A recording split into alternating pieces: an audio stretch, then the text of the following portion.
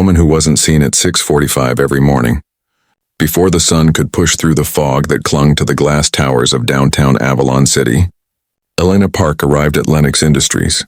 The building loomed like a silver monolith, 42 stories of mirrored perfection reflecting the restless pulse of the city. Inside, everything gleamed. Marble floors polished to the point of blindness, glass doors that opened with a whisper, and walls that smelled faintly of citrus and ambition. Elena's steps were soft against the tiles, her reflection gliding past the metal elevators as if she were a ghost, moving through a world that never truly saw her. She wasn't new. She wasn't inexperienced. She wasn't even unnoticed because of incompetence. She was invisible because she was efficient, and efficiency in the kingdom of wealth often meant silence. For 5 years, she had worked as executive assistant to Adrian Lennox, the 36-year-old CEO who had turned a failing logistics company into a global powerhouse. His face graced magazine covers, his quotes filled business school lectures, and his voice carried the kind of authority that made people lean. And he was brilliance wrapped in precision, and Elena was the one who made sure that brilliance ran like clockwork. While he signed billion-dollar deals, she handled the details that kept his empire from collapsing. While he dazzled investors, she scheduled, sorted, soothed, and solved. And when success came, and as it always did, her name was never spoken. The morning ritual. Elena's mornings were predictable in a way that comforted her. She brewed his black coffee, 2 shots of espresso, 1 cube of sugar, no cream, precisely at 7:55. The file folders for his 8:15 briefing were color-coded and stacked on the left side of his desk. She always made sure the blinds were tilted open just enough to catch the first gold of morning sunlight. He liked that, though he had never said so aloud. At exactly 8:12, the elevator chime would sound and Adrian Lennox would appear, always in charcoal suits, always holding his phone, always mid-conversation, and always walking past her desk without a glance. "Good morning, Mr. Lennox," she would say softly, her voice polished with habit. The answer was always silence, followed by the smooth click of his office door closing behind him. Sometimes, she imagined he hadn't even heard her. The world behind glass. The 29th floor of Lennox Industries was designed for performance. All glass walls, sharp lines, and the hum of ambition. Assistants scurried like well-dressed ants, carrying folders, answering calls, whispering updates about meetings, deadlines, and deals that would change the skyline of cities they'd never visit. Elena moved through this world unnoticed but essential, the quiet pulse that kept the chaos from unraveling. She didn't mind the invisibility at first. She told herself it was fine. That work didn't have to love her back. That recognition was for people who needed it, not for those who did their duty. But as the years passed, a strange ache began to bloom inside her. It wasn't about ambition. It was about being seen. Adrian Lennox, the man in the glass tower. Adrian was a man carved from focus. Every movement was calculated, every word deliberate. He had built his empire from nothing. A childhood of scarcity had burned into him, a ruthless hunger to never go back. He valued time more than emotion, precision more than empathy, and though people admired him, they did not like him. To Adrian, kindness was inefficiency, but there were moments, fleeting, easily missed, when he almost seemed human. The faint crease between his brows when he read difficult reports. The tired sigh when he thought no one was listening. The way he lingered by the window after long calls, staring out at the city as if trying to remember what it was all for. Elena saw all of it. And that was her curse, the mistake that wasn't hers on a gray Tuesday morning. During the senior board briefing, everything went wrong. Elena sat quietly at the far end of the room, her tablet open, recording notes as the finance team presented quarterly numbers. The tension was thick. Adrian's eyes were sharp, his questions sharper. Then halfway through the presentation, he froze. "Stop," he said, his voice cutting cleanly through the air. "These numbers are off," the CFO blinked. "Sir?" Adrian's finger pointed at the screen.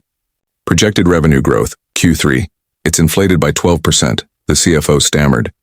I'll check with the team, but I believe Ms. Park compiled those." All eyes turned to her. Elena looked up slowly, her calm expression masking the jolt in her chest. The figures came directly from finance. I compiled the report, but the data was verified by— I don't want excuses, Adrian interrupted, his tone like ice. If my assistant can't ensure accuracy, I can't ensure trust. The words landed like blows. Around the table, no one spoke. Elena's heart clenched, not because of the public reprimand, but because she had flagged the discrepancy. Twice. The email sat unread in his inbox, buried beneath hundreds of others he never saw because he trusted her to manage them. Still, she said only, "Understood, sir." When the meeting ended, she returned to her desk. Her hands trembled as she adjusted the files. The room buzzed with the sounds of moving people and murmured gossip, but in the center of it all, she sat still, invisible. Again, the stranger with the warm eyes the next day brought change in the form of a newcomer. "Everyone," said the HR director, "please welcome Ryan Cole, our new director of global partnerships." Ryan was nothing like the others. Where Adrian's presence froze a room, Ryan seemed to warm it. He was tall, casually elegant, with eyes that carried light even in the sterile glow of office lamps. He smiled when he spoke, laughed easily, and remembered names on the first try. When he reached Elena's desk, he paused. "You must be the famous Miss Park," he said, extending his hand. She blinked, startled. "Famous?" "I asked around," Ryan said, his grin soft but genuine. "Everyone says you're the reason this place doesn't collapse." A flush crept up her neck. "I just do my job." "Then you do it better than anyone else." He shook her hand, and it was such a simple thing, such a normal thing, but for Elena, it was like sunlight breaking through a long winter. A small, impossible gift. The following morning, Elena arrived early as always. But something was different. A box sat on her desk, small, square, wrapped in plain brown paper. Her heart quickened. She looked around, half expecting someone to laugh and say it was a mistake. But no one seemed to notice. Inside the box was a single white lily in a glass vase. Simple, beautiful, timeless. There was a note tucked beneath it. "For the woman who holds this empire together." Her lips parted in disbelief. No one had ever given her a gift at work. Not in 5 years. The lily glowed softly in the morning light, and for the first time in a long while, her desk didn't look like a battlefield. It looked alive. When he finally looked at exactly 8:12, Adrian entered. "Good morning, Mr. Lennox," she said as usual, her tone professional. He didn't respond, at first, but as he passed her desk, something caught his eye. He stopped. The flower. For the first time in years, he looked directly at her, not through her, not past her, but at her. His gaze flicked from the lily to her face. "What's this?" "It's a gift," she said quietly. "From Mr. Cole." His jaw tightened. "Personal gifts aren't appropriate in a corporate setting." "It was just a thank you," she said, trying to keep her voice even. "I helped him organize the client proposal files yesterday." Adrian's eyes lingered on the vase for a beat too long. Then he said, "Remove it." Elena froze. "Sir, it's unprofessional. This isn't a florist's shop." Something inside her cracked so softly she barely felt it. "Of course," she said, lifting the vase. When he walked into his office, the door closed with more force than usual, but what he didn't see, what he couldn't admit, was the fire that had sparked behind his calm eyes. A fire he didn't understand. Ripples later that day, Ryan stopped by her desk. "Hey," he said, noticing the empty space where the flower had been. "You didn't like it?" "I did," she admitted, offering a small smile, "but Mr. Lennox thought it wasn't appropriate." Ryan raised an eyebrow. "Of course he did." Then his smile softened. "You know, Elena, I've worked in a lot of offices, and every time there's someone like you, the person who makes everything work but never gets credit. But I've never seen anyone handle it with as much grace as you." She blinked, startled. "I don't know what you mean." "I think you do," Ryan said. "You're the invisible foundation here. People step on you without realizing they're standing because of you." She stared down at her hands. "That's just the job." "No," he said gently. "That's you undervaluing yourself." And with that, he walked away, leaving her heart unexpectedly full and unbearably heavy.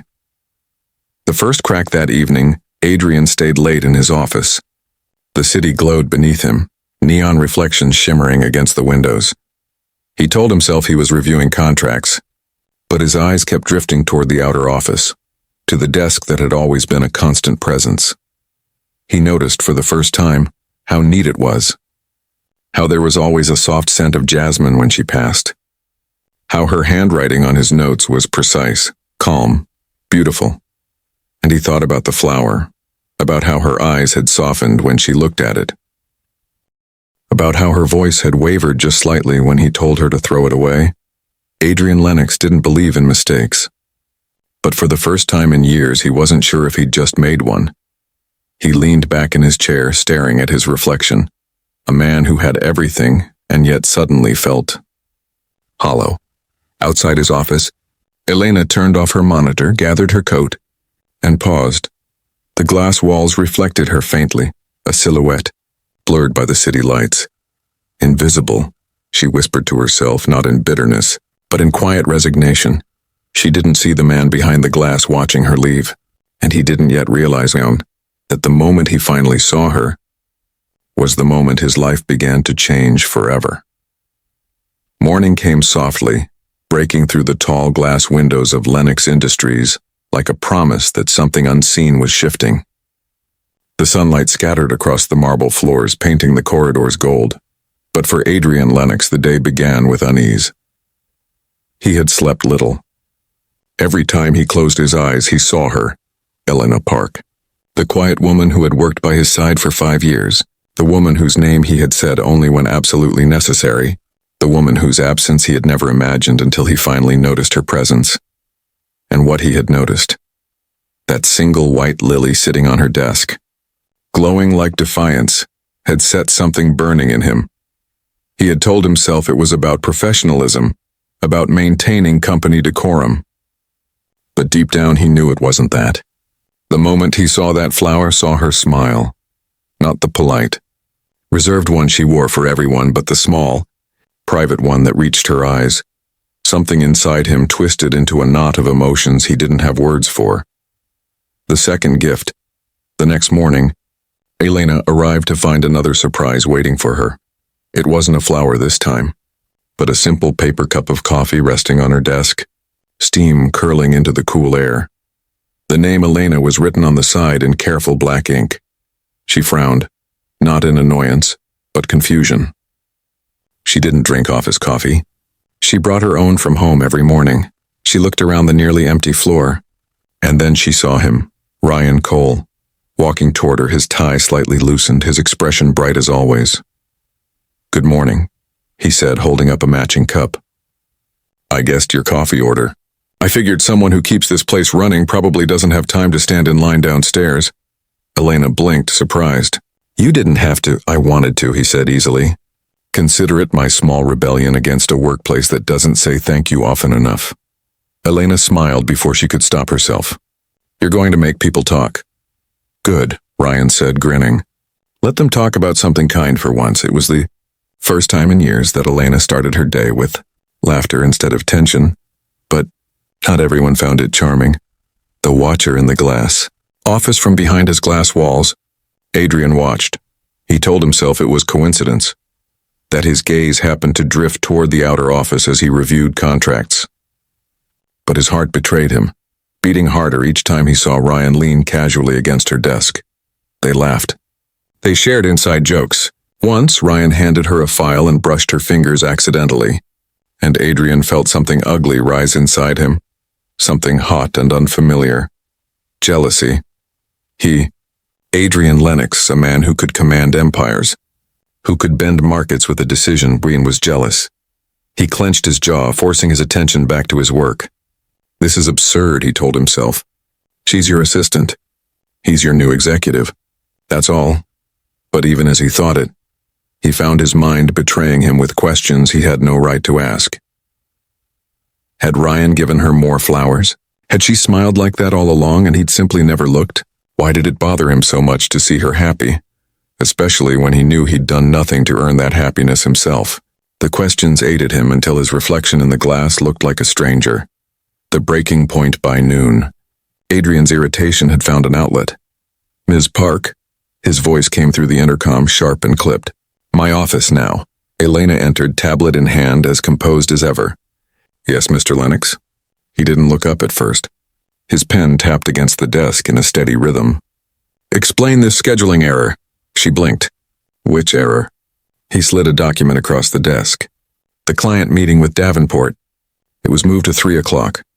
I don't remember authorizing that." "You did, sir," she said gently. "You asked me to reschedule it yesterday afternoon to avoid conflict with the investor call." Adrian's eyes lifted. For a moment silence hung between them, heavy and uncomfortable. He remembered now. He had said that, but admitting it would mean admitting he was wrong.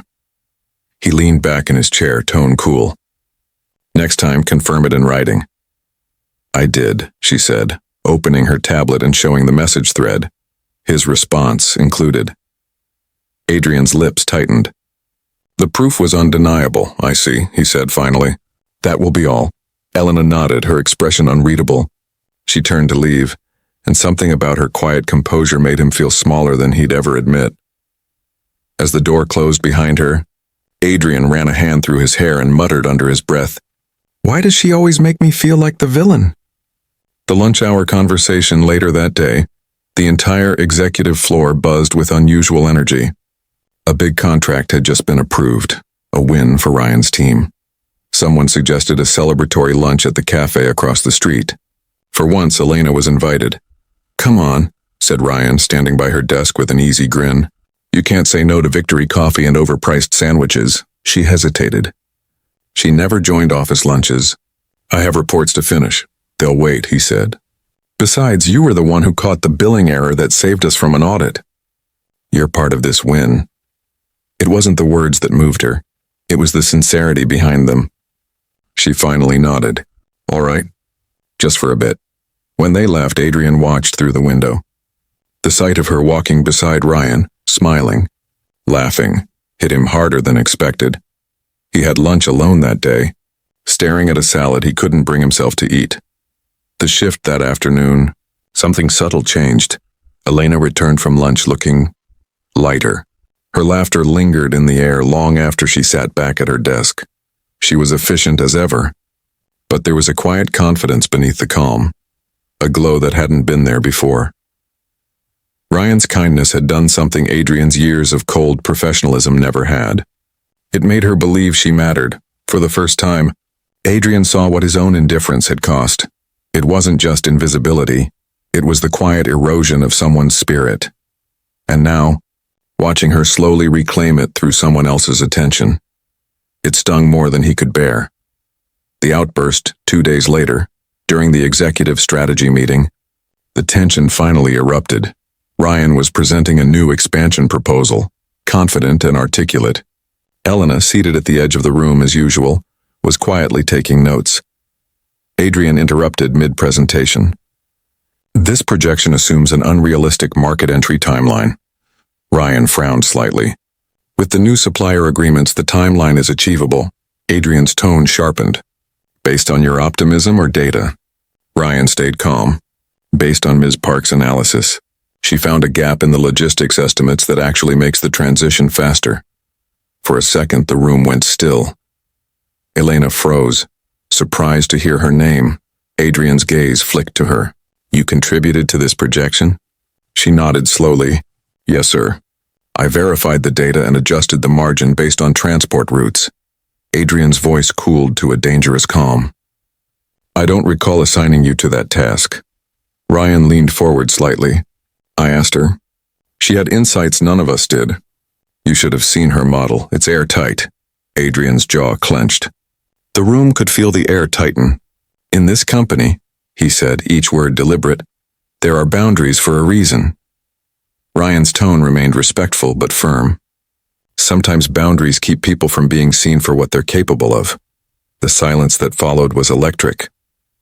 Adrian ended the meeting abruptly, leaving behind a stunned room and a woman who suddenly wished the floor would swallow her whole.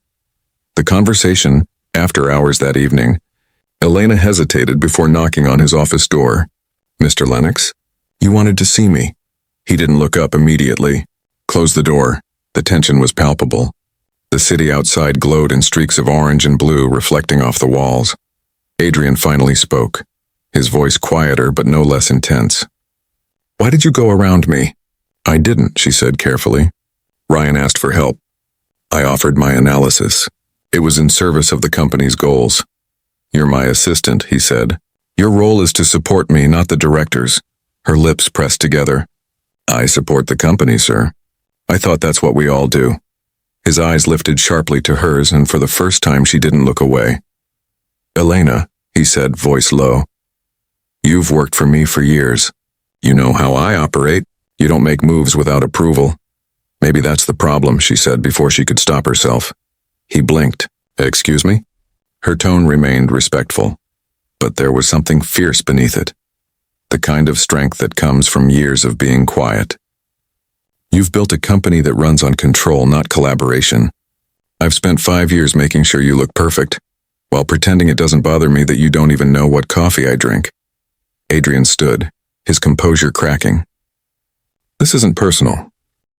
It always is, she said softly. You treat people like extensions of your ambition, and then wonder why they stop caring about your approval. Her words hung in the air, trembling between them. For the first time in his life, Adrian Lennox didn't have a response. She turned to leave, her voice steady but her eyes bright with restrained emotion. I'm not invisible anymore, Mr. Lennox, and that's not because of Ryan. It's because I finally stopped waiting for you to see me. The door closed with a quiet finality that echoed louder than any argument. The night alone hours later, the office was dark except for the light from Adrian's desk lamp. He sat in silence, staring at the empty space where she had stood. Her words replayed in his mind over and over, each one hitting harder than the last. He thought of the morning she'd been there before everyone else. The meticulous notes, the quiet corrections he'd taken credit for, the small acts of loyalty that went unseen, and he realized she had never been invisible. He had simply refused to look. The city lights outside blurred as his vision tightened with exhaustion. For a man who had mastered control, he now felt utterly powerless. He picked up his phone once, twice to message her, and set it down each time. What would he even say? I'm sorry for never noticing your humanity. The words would sound cheap. For the first time, Adrian Lennox, the man who could solve every problem with money or power, had no solution for the one thing he wanted most, a second chance to see her right. The rise of Elena Park. Meanwhile, across town, Elena sat by her apartment window, the city skyline shimmering before her. She had never felt so simultaneously exhausted and alive. Ryan had texted her, just a short message. Proud of you for speaking your truth. You deserve to be seen. She smiled faintly at the screen, setting it aside. For years, she'd thought her worth depended on being needed, but now she was learning that her worth existed even when no one noticed. Her reflection in the window looked different somehow, not invisible anymore, but quietly luminous. The storm ahead back in his glass office. Adrian stood at the window watching the lights fade. He knew what came next. People would talk. Rumors would circulate. Ryan would rise. Elena would find her own path, perhaps one that no longer included him. But one truth burned clearer than any city light. The man who had spent his life mastering empires had finally met the one person he couldn't control, and the only one he couldn't forget. He didn't know it yet, but the flower that once sat on her desk hadn't just brightened her day. It had lit the fuse that would burn through both their lives, changing them forever. It had been almost 3 weeks since Elena Park left Lennox Industries. For most people, 3 weeks was a blink, a forgettable stretch of time that disappeared into routine. But for Adrian Lennox, each day felt like an entire season unfolding inside him, quiet, colorless, and suffocating. The office had become unnervingly silent without her. The subtle rhythm of her heels against the marble, the soft murmur of her voice organizing chaos into order, the calm steadiness that had always balanced his storms, all of it had vanished. And with that absence came a gnawing disarray he couldn't name. His world still functioned, of course. Meetings were held. Deals were signed. Reports arrived on time. But everything felt mechanical, hollow, as though the gears of his empire were turning without purpose.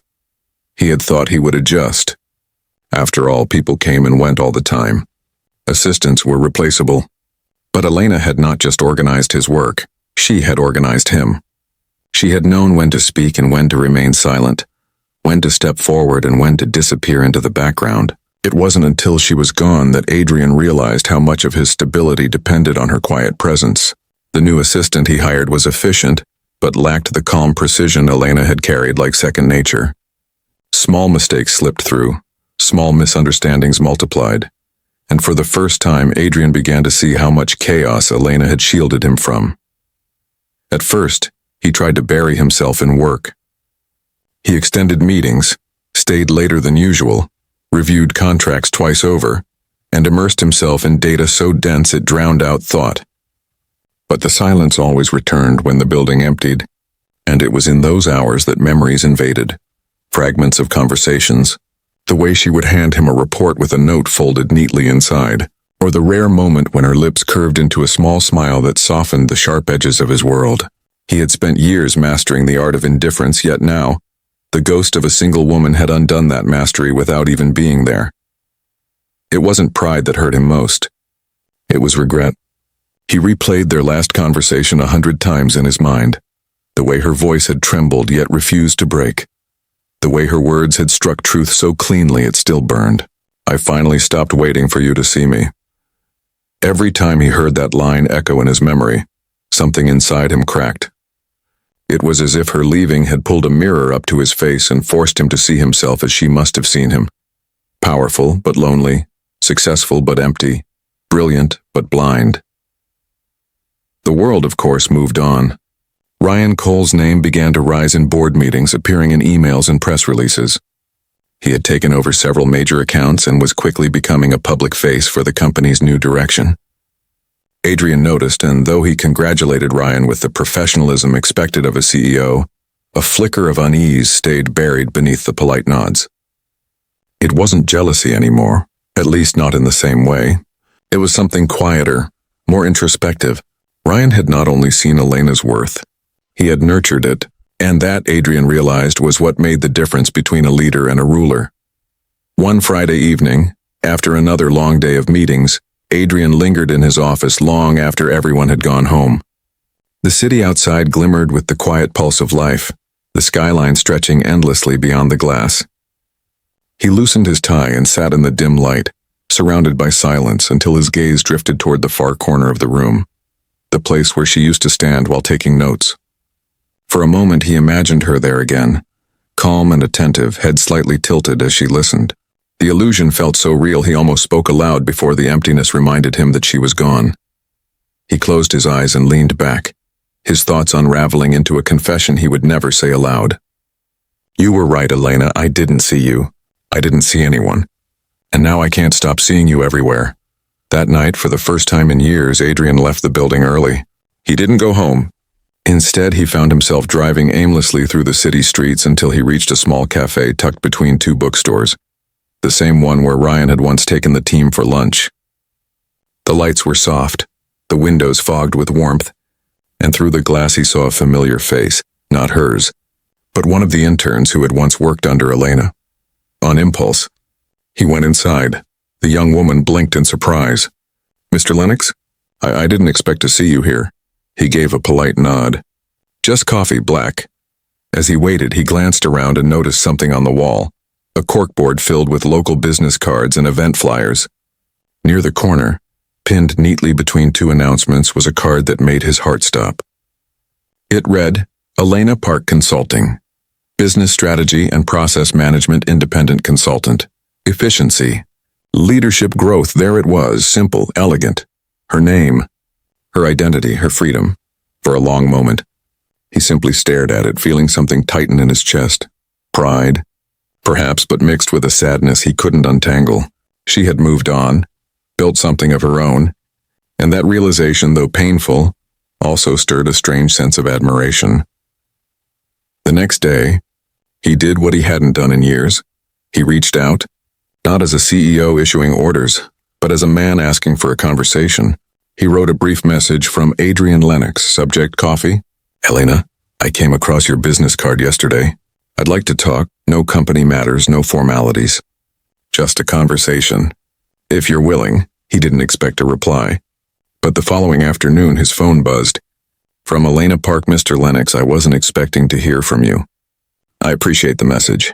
Coffee sounds fine. Tomorrow, 10 a.m. at Atelier Cafe.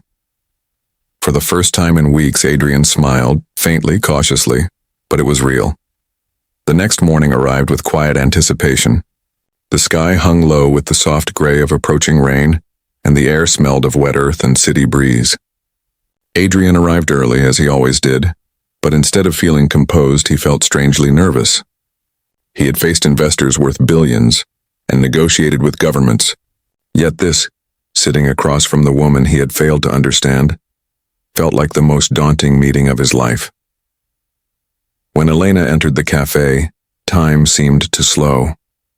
She looked different, not dramatically but subtly transformed. Her hair was slightly shorter, her posture more relaxed, her expression calm but assured. There was a quiet confidence in her that hadn't been there before. She greeted him with a polite smile, the kind that acknowledged their history without letting it define the moment. "Adrian," she said simply, and the sound of his name in her voice made his heart tighten. "Elena, thank you for coming." They sat across from each other, the clinking of cups and low hum of conversation surrounding them. For a while, neither spoke. It was she who finally broke the silence. "You said you wanted to talk. About what exactly?" Adrian hesitated, then leaned forward slightly. "About what I failed to see. About you." She looked at him carefully, her expression unreadable. "I don't think there's anything left to say about that.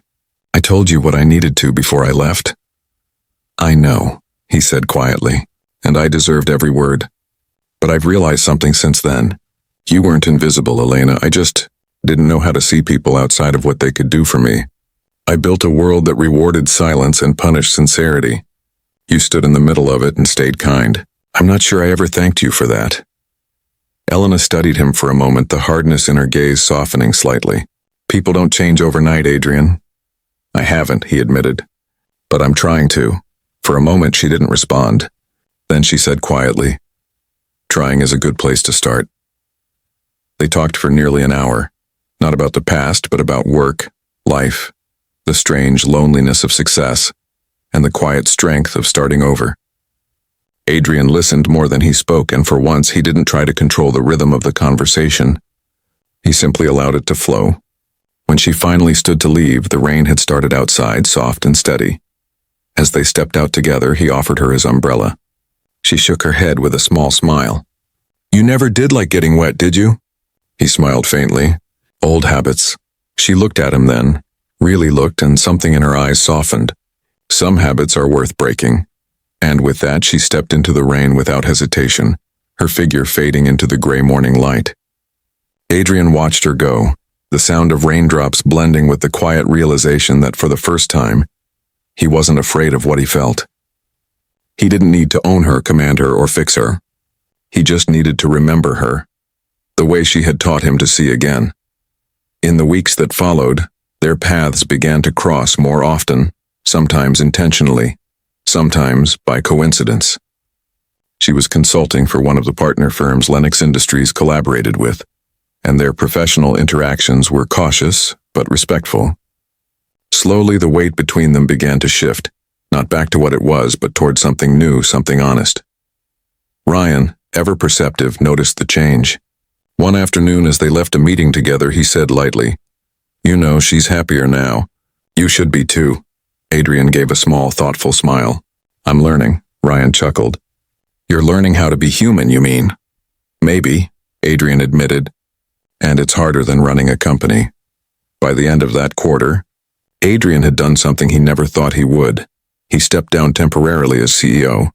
The board was shocked, but he explained simply that he needed time to reevaluate the company's direction.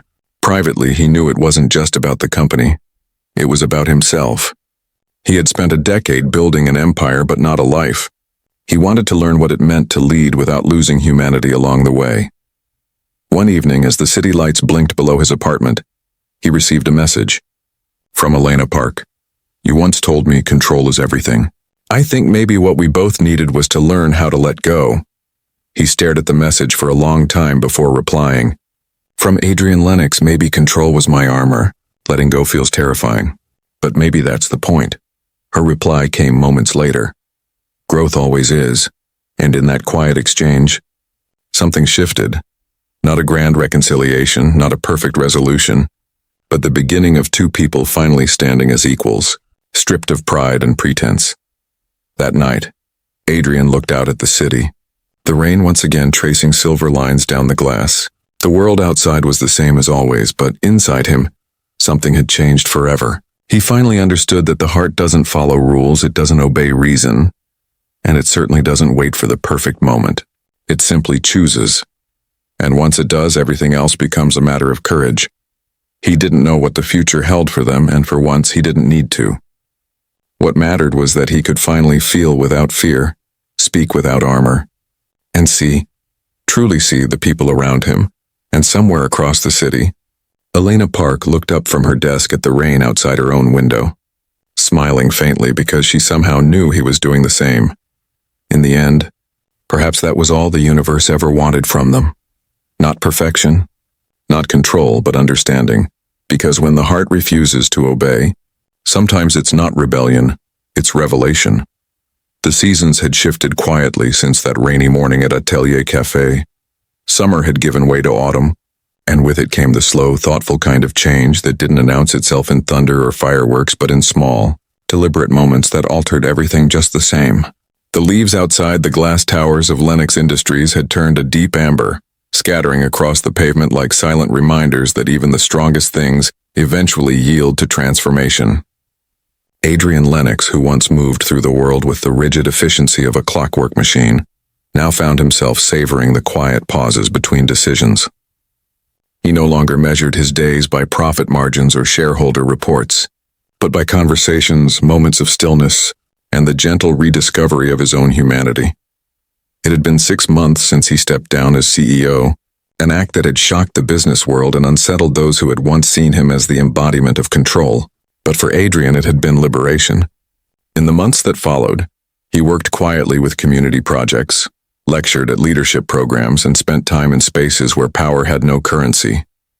It was during one of these mentorship programs that he saw her again, Elena Park, standing at the back of a seminar hall, her presence calm and assured, taking notes as though the world still demanded her quiet precision. He hadn't known she would be there, and the sight of her sent a ripple through him that no amount of practiced composure could hide.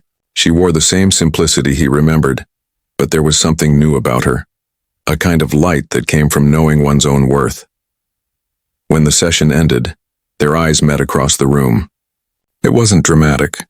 There was no lingering tension, no cinematic pause, just recognition, softened by time. She smiled first, a small, genuine smile that held no trace of old wounds, and he returned it with a nod that spoke more than words could. Later, when people began filtering out, he approached her. "Elena," he said, his voice quieter than he intended. "Adrian," she replied, her tone warm but steady.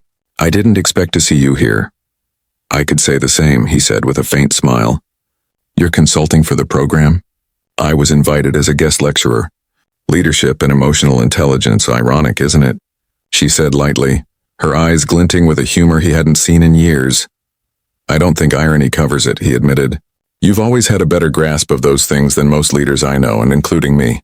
Her expression softened. "You've changed, Adrian." He paused, looking at her with quiet sincerity. "I had to. You can't unhear the truth once someone has the courage to tell it." For a brief moment, silence stretched between them, not awkward, but full of understanding.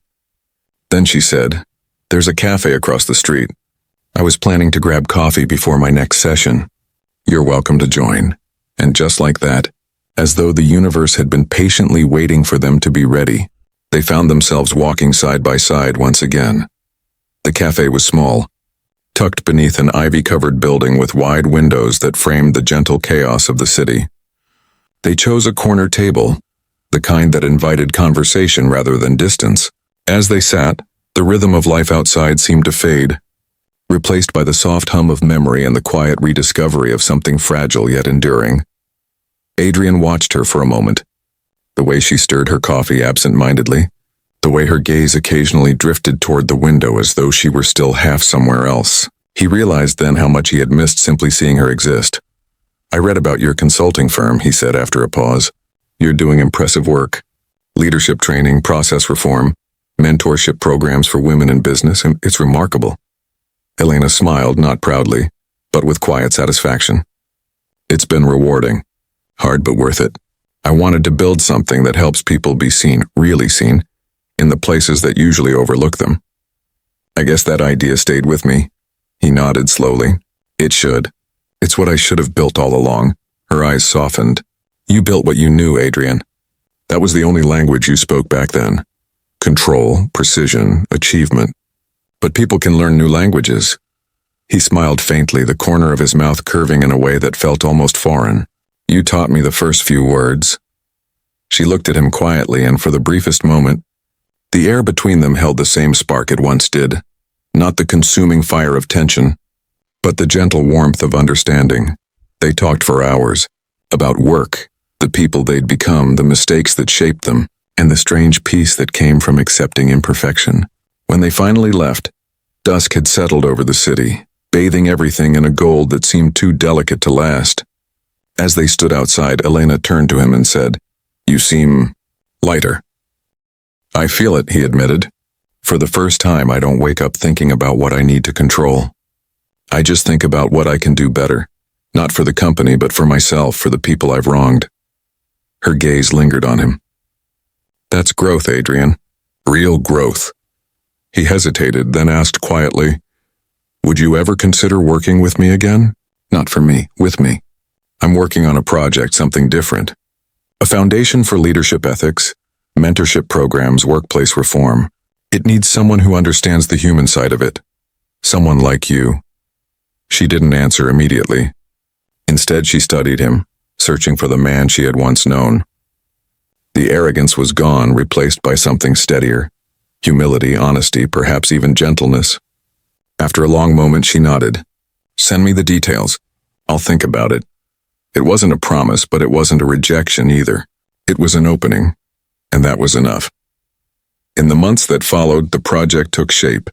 They worked side by side again, not as superior and subordinate, but as partners. The Foundation's mission was simple but profound: to create workplaces that valued empathy as much as efficiency. Their collaboration was different this time, balanced, transparent, filled with unspoken respect. There were still disagreements, moments when old instincts surfaced. Adrian would sometimes slip into his old habit of precision over compassion, and Elena would catch him with a quiet look that reminded him of who he was trying to become. He would pause, inhale, and start again, each correction softening the edges of his former self. And then there were moments of laughter, rare, genuine, and healing. During long nights of planning, when fatigue blurred the lines between work and memory, they would find themselves reminiscing about old office absurdities, forgotten projects, or the strange comfort of routine. Sometimes, in those moments, they would both fall silent, aware of the unspoken history between them. And then one of them would break the silence with a soft smile that said, "It's all right. We're not those people anymore." The world began to take notice. Articles appeared about the Lenox Park Initiative, praising its forward-thinking approach. But neither of them cared about the publicity. What mattered was that it was real, that it meant something beyond reputation. One evening, after a long day of meetings, they found themselves walking through the quiet city streets together. The air was crisp and the lights shimmered against the wet pavement. Adrian glanced at her and said, "You know, sometimes I think this was what I was always meant to build. Not the towers, not the empire, but something that actually leaves people better than it found them." Elena smiled. "Maybe you just needed to lose everything that didn't matter to find what did." He looked at her, his expression thoughtful. "And maybe I needed to lose you to understand what I'd lost." She stopped walking, the sound of rain soft against the street. "Adrian," she said quietly, "you didn't lose me. I just had to step away so you could see what was missing. If I'd stayed, you'd never have changed." He nodded slowly, his gaze steady. "You're right, but that doesn't make me wish it hurt any less." There was nothing to say after that. The silence was enough, not heavy, but full of the kind of truth that needed no words. They walked on side by side until the rain began to fall harder, and without hesitation, Adrian reached out, holding his umbrella over her. This time she didn't refuse. They walked beneath it together, the rhythm of their footsteps blending with the rain. By the time winter came, the foundation had launched its first major program. The press called it revolutionary. Adrian called it redemption. At the opening ceremony, as cameras flashed and speeches echoed through the hall, he found his gaze drifting to Elena. She stood near the back, calm as always, her eyes bright with quiet pride. When their eyes met, he didn't see the assistant he had once taken for granted. He saw his equal, the woman who had changed the trajectory of his life not with power or defiance, but with truth. Later that night, after the event ended and the building emptied, he found her standing alone on the balcony, looking out at the city lights.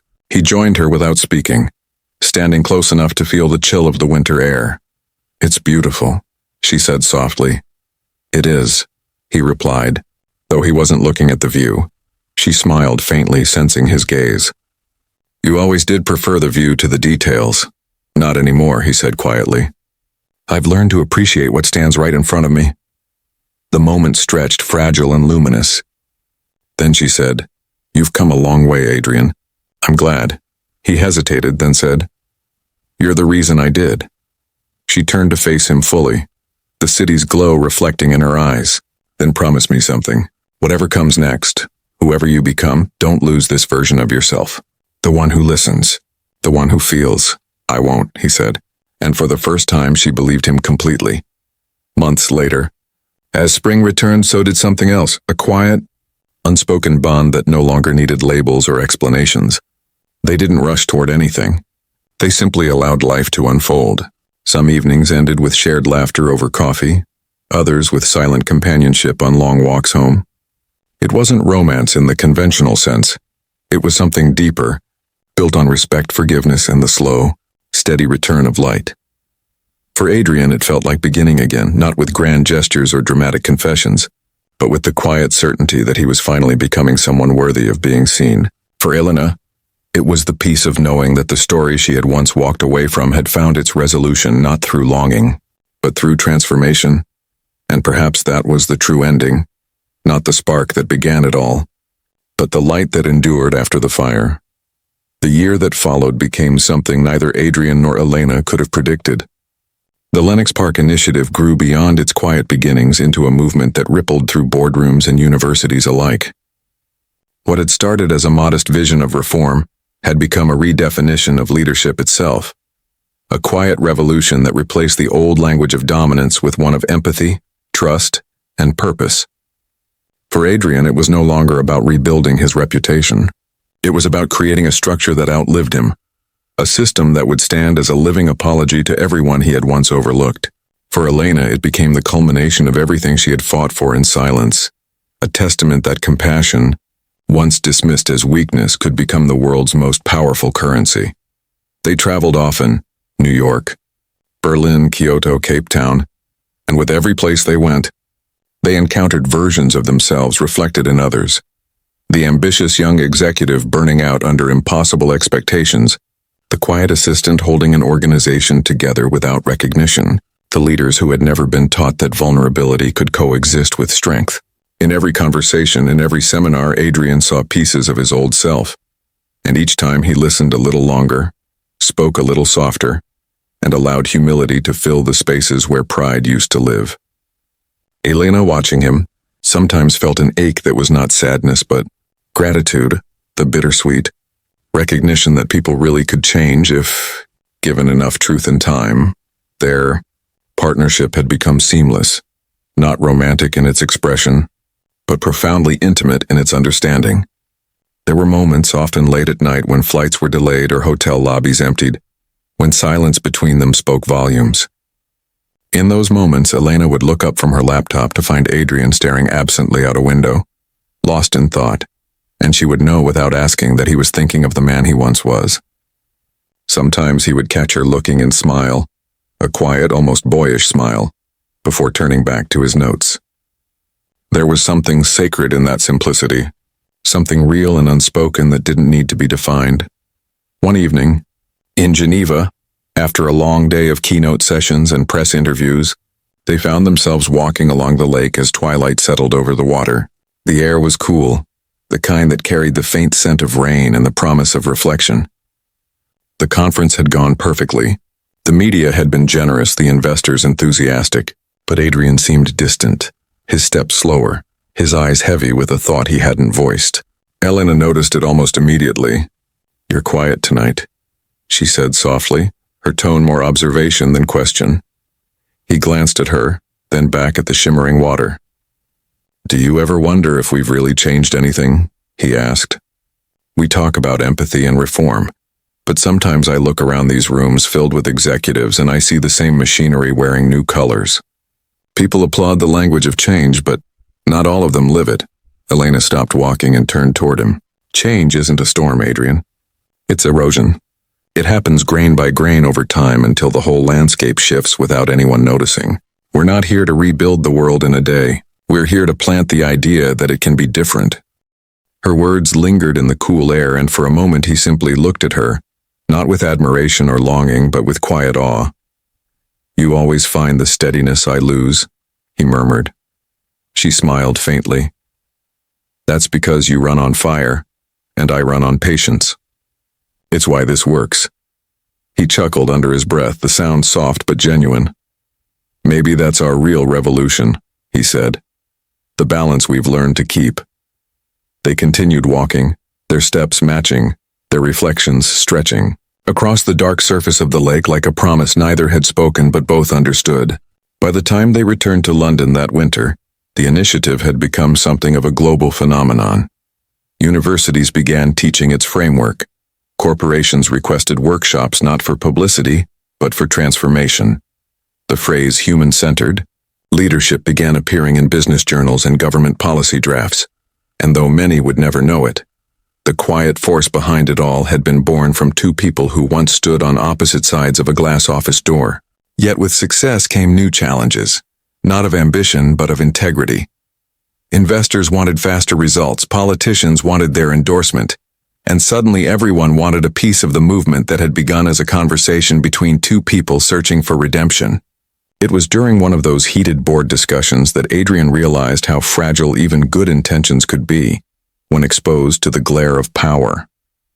One executive, a man who had once idolized Adrian's ruthless efficiency, suggested monetizing their programs through corporate partnerships that would water down their message for scalability. Adrian sat in silence as the room debated, his gaze fixed on the table's reflection.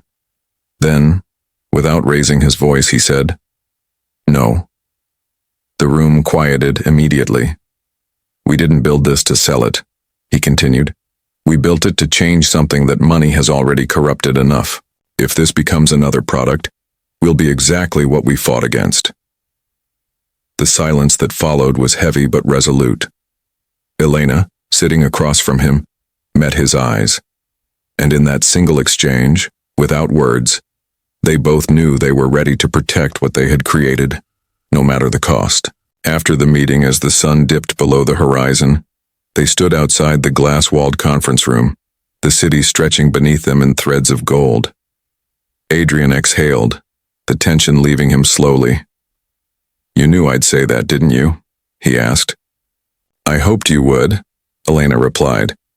"I just wasn't sure which version of you would walk into that room." He smiled, faintly self-deprecating. "The older one, apparently. The one that's still learning." She looked at him, her expression softening. Learning is the only real mark of a leader. As months passed, the world began to change in ways that felt subtle but profound. Companies adopted their model, governments invited their input on workplace reform, and social scientists began citing their work in research about human motivation. But for Adrian and Elena, the external validation mattered less than the quiet changes within themselves. They were no longer driven by proving or defending. They had entered a space where contribution itself was enough. In quieter moments, however, Adrian sometimes felt a strange emptiness, not sadness, but a kind of ache that came from realizing that success, even noble success, could not fill the spaces once reserved for personal connection. One night after a long conference in Singapore, he stood on his hotel balcony, watching the rain blur the city's neon skyline. He thought of how far they'd come, and yet how quietly distant his life still felt beyond the work. When Elena knocked softly on his door later, holding 2 cups of tea, he smiled in surprise. "I figured you wouldn't sleep," she said, handing him one. He took it, nodding gratefully. "You know me too well." "I've had practice." They stood together by the window, watching the rain trace silver lines against the glass. After a long silence, he spoke. "Elena, have you ever thought about what happens after this? After the initiative? After the travel, the speeches?" She looked at him, studying the exhaustion that hid behind his composure. "You mean what happens when the work ends?" "Yes," he said softly. "Or when we do." Her expression was thoughtful. "I think the work never really ends. It just changes shape. Maybe someday it's not our hands building it anymore, but someone else's. That's how legacy works." He turned toward her, his voice almost a whisper. "And us?" For a heartbeat, the question hung between them, delicate, unguarded, impossible to ignore. Elena didn't answer immediately. Instead, she looked out at the skyline, her reflection merging with his in the glass. "I think we've already become what we were meant to be for each other," she said finally, "not in the way people expect, but in the way that matters. We're proof that love doesn't always have to end with possession. Sometimes it just has to end with peace." He nodded slowly, his eyes still fixed on her. There was sadness in her words, but also an acceptance that felt strangely comforting. It wasn't the ending he had once wanted, but it was the truth, and he had learned to honor truth above all else. They stood there for a long time, the rain softening to a drizzle, the city pulsing quietly beneath them. In that stillness, they didn't need closure because what they had transcended it. Their bond had become something elemental, like gravity, unseen but always present, holding the world in balance without demanding recognition. Years later, when the first book documenting the history of the initiative was published, it carried a dedication that read, "For those who believe that power without empathy is emptiness, and for the one who taught me how to listen." Adrian wrote it without naming Elena, but everyone who knew them understood. By then, they had both stepped back from daily operations, letting a younger generation lead the charge. They still met occasionally, sometimes for coffee, sometimes for long walks along the Thames, always with the same quiet ease that time could not erode. And on one such evening, as the city lights shimmered on the water, Adrian turned to her and said, "You were right. Change was never a storm. It was a quiet revolution." Elena smiled, her eyes reflecting the same light that had once drawn him in years ago. "And you learned to become the calm within it," she said gently. He looked at her for a long moment, then nodded, the faintest trace of emotion in his voice. "No," he said. "You taught me to." The wind carried their laughter into the night, soft, steady, and enduring, a reminder that some stories don't end. They simply evolve into something quieter, something truer. And somewhere in that quiet, the world kept changing, one human heart at a time.